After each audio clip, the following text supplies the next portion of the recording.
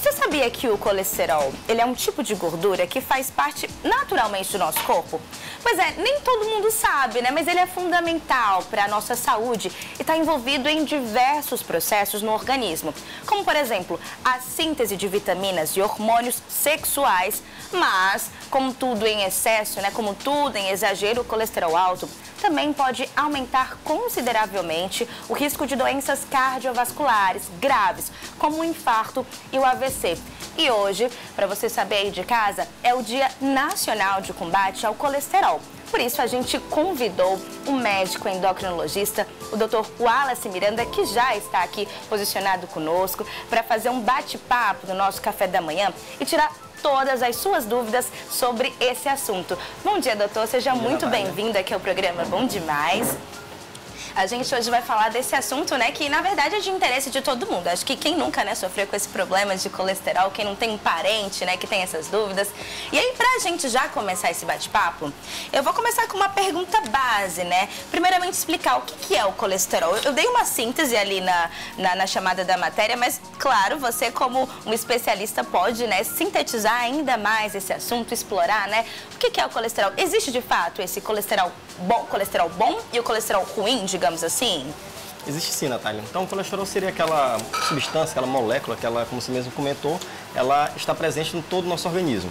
Faz parte da composição da membrana celular. Então, pelo fato de fazer parte da composição da membrana celular, é fundamental para o nosso organismo, faz parte da síntese de hormônios, faz parte da síntese da vitamina D, por exemplo. Os ácidos biliares, os sais biliares, ele faz parte também. Os sais biliares, para quem não conhece, ele é responsável, ele é eliminado lá pelo fígado, pela vesícula biliar, e ele faz a digestão daquilo que a gente come, ajuda na digestão. Então, o colesterol, ele é fundamental para o nosso organismo. O problema, Natália, é quando a gente tem um excesso desse colesterol, certo? E a gente tem alguns tipos de colesteróis. Exatamente o que eu ia te perguntar, né? Quais são os tipos de colesterol que a gente tem? Os principais, né, nós temos o HDL e o LDL. O HDL é chamado colesterol bom e o LDL colesterol ruim. Por que o bom e o ruim, né? O HDL é como se ele fizesse aquela limpeza do nosso organismo, dos vasos, levando lá para o fígado tudo. E o ruim é aquele que se acumula... Esse seria o natural, né? O já do nosso organismo, que você disse. Na realidade, assim, nosso organismo, ele produz cerca de 70% do nosso colesterol. Ah, sim. A alimentação, a gente pega os outros 30%, mais ou menos isso. Mas dentre esse, que é o que a gente tem no nosso organismo, a gente tem também o HDL e o LDL, o bom e o ruim. Vamos falar do ruim, como você estava falando. O ruim é aquele que vai se acumular nos pequenos vasos. Então ele se acumula nos pequenos vasos, provoca uma inflamação, uma placa de ateroma, e nessa placa de ateroma ele entope os pequenos vasos. Entupindo os pequenos vasos, nós vamos ter o quê? Um acidente vascular cerebral, que é o AVC, o derrame, e um infarto agudo do miocárdio. Então, isso acontece quando ocorre um entupimento desses vasos. Nossa, é algo que a gente tem que ficar sempre de olho, né? Pra entender como é que tá. Inclusive, como é que a gente pode saber qual é o exame que detecta o colesterol alto? Onde que a gente tem que recorrer? O médico endocrinologista? Isso, o médico endocrinologista, o médico clínico geral. É um exame simples, um exame de sangue mesmo, né? Pra gente analisar. Todo mundo acima de 10 anos de idade deve fazer uma investigação. Principalmente se a gente tiver alguém da família com colesterol alto, alguém da família com infarto, alguém da família com AVC, então a gente tem que ficar mais atento, certo? E também ficar atento, aquela pessoa que fuma tem um risco maior de ter o colesterol pior, aquela pessoa que tem diabetes, muda um pouco o perfil, o colesterol também fica um pouco ruim, um pouco pior.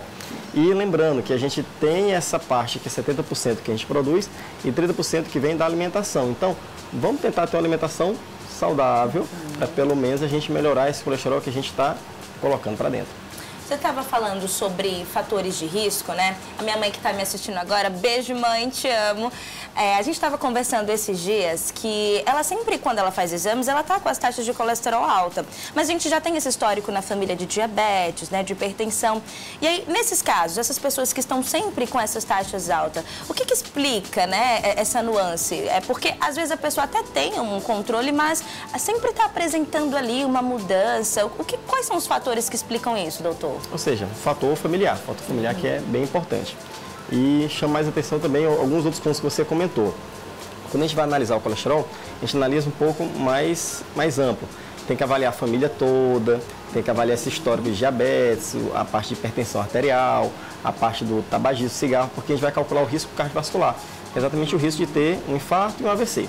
Então, a gente tem que avaliar tudo isso para a gente dizer, ó, o seu colesterol deve ficar em tanto, o seu colesterol deve ficar em tanto. Através disso, a gente vai avaliar o que deve ser feito. Se não está conseguindo controlar através da alimentação, da atividade física, como eu comentei, tem esses 30%, então a gente tem que entrar com uma medicação. Então, que são a classe das estatinas. Então, que essa medicação, essa classe de medicação que é responsável para controlar o colesterol.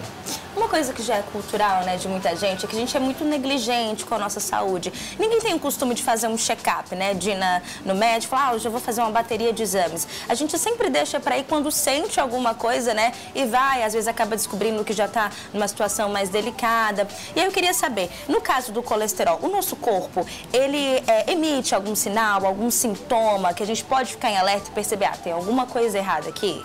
Geralmente não sente nada. Esse é o grande problema. Nós temos cerca de 40% da nossa população com colesterol alto. Cerca de 40% da nossa população. E nem sabem que estão? Não. Você não sente. Então, quando vai sentir alguma coisa, o colesterol está mais elevado, uma tontura, às vezes pode sentir uma indisposição, um mal-estar inespecífico, ou seja, coisas que a pessoa não considera que seja por causa do colesterol. Por isso que tem que ser feita uma investigação ativa. A gente tem que ir atrás daquelas pessoas que podem ter um colesterol alterado. Então, a recomendação que o senhor tem é de ir ao médico, sempre manter os exames em dias, né? É o exame de sangue que detecta? Exame de sangue, simples, bem simples. E aí, doutor, quem são essas pessoas mais suscetíveis a desenvolver o alto colesterol? Tem uma faixa etária, assim, uma idade que você pode ser mais propensa? Porque o pessoal sempre fala, bom tomar cuidado desde cedo, né? Tem alguma faixa mais específica, assim, que o colesterol aparece mais elevado? À medida que vai aumentando a idade, vai aumentando essa proporção de pessoas com colesterol alto. O que chama a atenção muito, Natália, que a gente está tendo agora, muitas das vezes, criança e adolescente que não tinham alterações e está observando um aumento grande dessas alterações, seja de colesterol, seja de diabetes, seja de obesidade. Por isso esse alerta de, a partir de 10 anos de idade, já dosar o colesterol. A gente tem que já fazer essa busca ativa, porque está cada vez mais comum vir todo esse histórico de diabetes, obesidade, hipertensão em crianças e adolescentes, coisa que a gente não tinha anteriormente. Então, acima de 10 anos, todo mundo já é orientado a fazer um exame de sangue, uma busca ativa desse colesterol. E você tinha falado, né, sobre alimentação adequada, estilo de vida, né? E a gente preparou um material sobre isso. O Sérgio Olon, ele fez uma matéria justamente explicando, né, como é que esses hábitos de vida, essa mudança na alimentação pode fazer toda a diferença. Vamos acompanhar esse material? O que normalmente chamamos de colesterol é, na verdade, a soma de diferentes tipos. Alguns deles, quando estão em níveis mais altos, podem formar uma placa nas paredes das artérias e dificultar ou impedir a passagem de sangue. Quanto mais elevadas as taxas, maior o risco de sofrer uma doença coronariana, a forma mais comum da doença cardíaca. Temos níveis normais de colesterol total e nós temos as frações. As básicas são HDL e LDL. Então, o LDL é uma proteína, uma fração do colesterol que é o colesterol ruim, que a gente gosta de chamar. Então, quando ele tem uma alteração acima de 100, a gente já fica atento que aquilo ali pode ter alguma intercorrência. Então, a gente precisa avaliar os níveis de colesterol total e esses dois colesterol. O colesterol é uma gordura boa, importante para a formação de hormônios, para as nossas células, mas só que o excesso dele pode promover a formação de placas e levar a problemas coronarianos. Então, o importante é você manter uma alimentação balanceada, fazer atividade física, ingerir água, e é assim você vai ter uma prevenção e até mesmo a diminuição do colesterol quando está instalado. Hoje em dia, em razão da vida corrida que levamos, acabamos por cultivar o hábito de fazer nossas refeições fora de casa, o que leva ao consumo de alimentos preparados rapidamente, como os chamados fast foods. O colesterol alterado, ele está conectado com gordura animal. Então, quando você pensa em carne, embutidos, isso tudo vai ter uma certa quantidade de colesterol. Então, você tem que ficar atento ao que você está consumindo. Preferir carnes magras, carnes brancas, que vai ter uma diminuição, uma quantidade menor, peixes. E quando você está no tratamento realmente com colesterol muito alterado, o ideal é você fazer uma dieta mais alcalina, mais vegetal.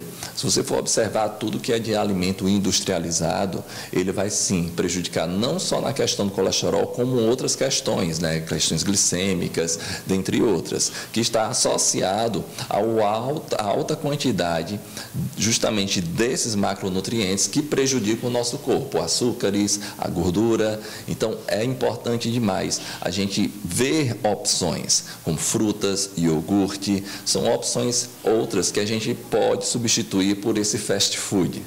Um dos grandes vilões para a prática de uma vida saudável e o controle do colesterol não está apenas na alimentação. É preciso também ter exercício. Ele vai diminuir até 30%, né, o LDL, que é o colesterol ruim, e também ele vai aumentar o HDL, que é o colesterol bom, que acaba também baixando os níveis do colesterol ruim. Então o exercício ele só vem a somar, tanto baixando o nível do colesterol ruim, quanto aumentando o nível do bom colesterol. O que você indica para as pessoas que têm colesterol alto, ou seja, que estão com colesterol ruim? Qual o melhor exercício, qual a melhor prática de esporte para que isso possa melhorar? Bom, o primeiro passo existe, lógico. O primeiro passo é procurar os profissionais da área, né? Procurar um médico para ver como é que está esse nível desse colesterol. É porque se estiver num nível mais elevado, vai ser preciso entrar com remédio, né, para já baixar 30% esse percentual, e logo em seguida procurar um educador físico para que ele possa estar realizando a prática de atividade física. Tem que ser uma atividade específica, né, não pode ser atividade de alta intensidade, não pode ser uma atividade de baixa intensidade. Os estudos mostram que tem que ser uma prática de no mínimo 40 minutos de uma atividade moderada, uma atividade cíclica, como por exemplo andar de bicicleta, né, sem elevar tanto essa intensidade. Olha só que legal, né? Uma matéria muito boa do Sérgio Olon. Parabéns, Sérgio. Essa matéria ficou muito boa e trouxe pontos muito importantes, inclusive, né, sobre a alimentação. E olha só a nossa mesa do café da manhã. Eu nem falei da nossa mesa, né? Tava aqui concentrada. A gente tem fruta, tem morango, tem uva, tem banana, kiwi. Doutor, quero saber, faz uma avaliação aqui da nossa mesa. Tá dentro da alimentação considerada adequada para o colesterol? O que a gente pode evitar e o que a gente tem que acrescentar para poder seguir uma dieta equilibrada? Excelente, Natália. Primeiramente, a mesa está ótima, né? Então, aí, ponto positivo pro bom demais. Positivo, tá de parabéns. E é algo que a gente tem que procurar dar preferência. Com relação à alimentação mineira geral, dar preferência ao produto cada vez mais natural. É o que a gente está vendo aqui, está tudo mais natural. É aquele que a gente consegue mais na natureza de maneira mais simples, certo? Então, é isso, como regra geral. Com relação ao colesterol em específico, a gente tem gordura boa, gordura ruim, do mesmo jeito, parte de proteína. Proteína que é melhor, proteína que é pior. Na parte da gordura, as gorduras monoinsaturadas, poliinsaturadas são melhores que as saturadas. Quanto mais insaturada, melhor. Resumindo, o que seria isso? Isso. Por exemplo, a gordura de um abacate. Um abacate é bom. Tem a gordura lá que é uma gordura boa. Só que uma gordura de um fast food, de um hambúrguer, já não é tão boa. Então, então a gente tem que fazer as escolhas saudáveis. Castanha tem gordura também, gordura boa também.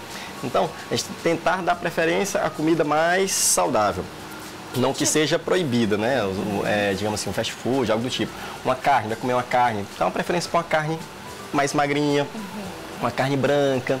Não que a pessoa seja proibida também daquela carninha gostosa com gordura, mas não exagerar, é o grande detalhe. Então não é que está proibido, é só tomar cuidado com os excessos, isso, né? Nada proibido, só ter esse bom senso, dar preferência às coisas mais saudáveis, fazer uma avaliação da semana. Às vezes a pessoa pensa assim, vou aproveitar aqui o final de semana, só que o final da semana da pessoa começa na quarta-feira e acaba na segunda. Aí não dá, aí não dá certo, né? Então tem que ter esse balanço, tem que ter esse bom senso. Tem que tirar aquele diazinho para você comer ali algo mais, né? Pode ir dividindo também. A pessoa tem que fazer com que o conjunto seja mais saudável, seja mais harmônico. A atividade física é importantíssimo, certo? Então, tem que ter essa base. A base é o quê? A alimentação saudável, a atividade física. Não dando certo, a gente não conseguindo controlar, a gente precisa sim de um medicamento. E aí, se precisar de medicamento, não é também o fim do mundo. É tomar um comprimido e pronto. O que a gente observa muito da parte do colesterol, Natália, é que as pessoas têm aquela coisa pré-formada de que vai tomar um remédio durante 1 mês, 2 meses e pronto, vai controlar o colesterol e não vai precisar mais tomar nada. Só que a gente sabe, como eu falei, tem vários fatores que aumentam o colesterol. Dentre eles, o fator genético mesmo, dentre eles, o fator do próprio organismo produzindo. Aí exige uma medicação contínua? Contínua, exatamente. Medicação contínua que é um comprimido. No dia que a gente toma um comprimido para pressão, toma um comprimido para diabetes, às vezes a gente observa que a pessoa não considera que o colesterol seja um problema porque a pessoa não está sentindo nada, né? Mas a gente sabe que isso é um problema a longo prazo. A partir do momento que a gente nasce, os nossos vasos estão lá bonitinhos. Mas vai crescendo, vai evoluindo e os vasos vão começando a acumular aquela plaquinha de ateroma, que vai ter uma consequência lá depois de 50 anos, 60 anos. Então, por isso que tem que ter essa prevenção na vida toda. Alimentação saudável desde quando nasce, controlando os fatores de risco. Existem os fatores evitáveis e existem os fatores que não são evitáveis. Por exemplo, cigarro é uma coisa evitável? É evitável. Então, sim, procura evitar. Genética é uma coisa evitável? Não, você nasceu com a carga genética. Então você não tem como evitar. Então existem as coisas que são evitáveis e as não evitáveis. Vamos procurar controlar as que são evitáveis e tratar aquelas que não são evitáveis. Doutor, sabe uma coisa que eu percebo? A gente sempre fala muito de alimentação saudável, de seguir isso, mas a gente, é meio costume aqui no Brasil, a gente não tem uma boa base nutricional quando a gente, desde na primeira infância, ali ao começo, né? A gente até na infância pode ter, sim, uma alimentação regradinha, mas quando a gente já vai tomando, assim, uma certa independência da alimentação, vai ficando tudo desregulado. A gente percebe que, pelo menos nas escolas, não é muito difundida essa questão da quais são os nutrientes necessários, o que a gente tem que comer. A gente acaba tendo ao longo da vida essa alimentação mais desregrada, né? Não tem esse hábito. Então, quem tiver dificuldade de montar uma dieta, de não conhecer, né, o que precisa de fato para poder evitar o colesterol, pode estar procurando uma ajuda de um nutricionista, por exemplo? Fundamental, o nutricionista é fundamental. Então, faz parte de todo esse tratamento, todo esse acompanhamento, tem que ter o acompanhamento nutricional, atividade física, e daí é a base. Então, é fundamental isso. Com relação à parte do brasileiro, se a gente for pensar, nosso arroz com feijão é excelente. Então, muita gente fala, né, do arroz e feijão. Tem muitos mitos e verdades envolvendo isso, né? Então, é excelente. Se fosse pensar assim, se você for analisar, o arroz ele vem, é mais natural, o arroz, feijão também, é melhor do que aquela coisa que está enlatada, por exemplo. Sim. Então, assim, der preferência para as coisas mais naturais, é melhor. O detalhe é que pela vida corrida, pela facilidade, a gente acaba dando preferência aos produtos que são mais industrializados. Nesses produtos mais industrializados é aí que a gente vai ter o problema de aumentar o risco de infarto, de AVC, colesterol alto e assim por diante, cânceres também e assim por diante.